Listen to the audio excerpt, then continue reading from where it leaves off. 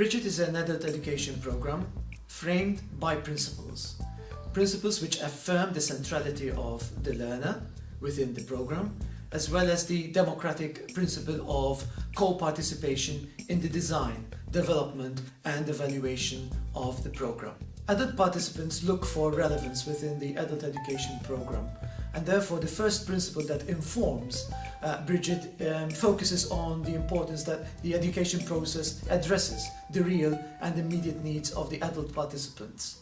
Adult participants in general look for relevance, and therefore one of the principles that informs Bridget focuses on the importance that education processes should address the real and immediate needs of the adult participants, which means basically that Bridget needs to speak directly to the stories, to the narratives, to the histories of the participants.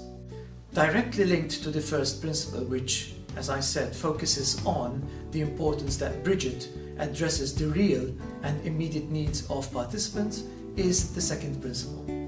The second principle speaks of an adult education program that is Bridget, which draws from the narratives, the biographies, the stories, the anxieties of real people, in this case migrants and people who are in direct contact with migrants.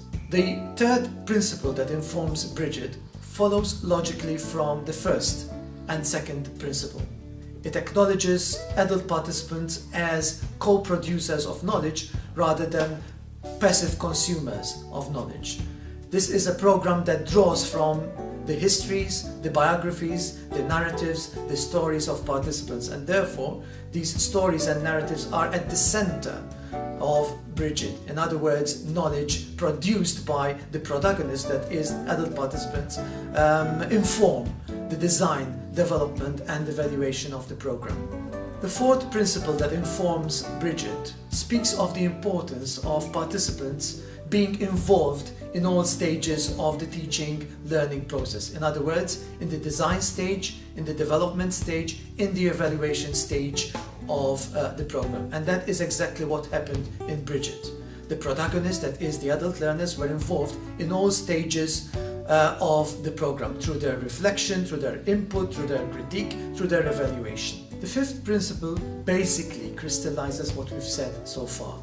Because we are interested in relevance, because we are interested in the centrality of the adult learner in our program, because we are interested in democratizing the whole process of adult learning, we've used the narratives, stories, anxieties, biographies of the participant as the basis for our course content. So the course content speaks directly to the story of people who are the prospective participants within this program. The sixth principle speaks of the importance of ongoing reflection. This is not a program based on passive consumption of knowledge. On the contrary, it is a program that promotes active engagement with the surroundings, with the immediate realities of the participants, and therefore reflection and critique are two important elements that inform the program. The seventh principle focuses on what happens between the educator and educatee during the teaching learning process. Earlier on, I spoke about the importance of ongoing reflection and critical engagement.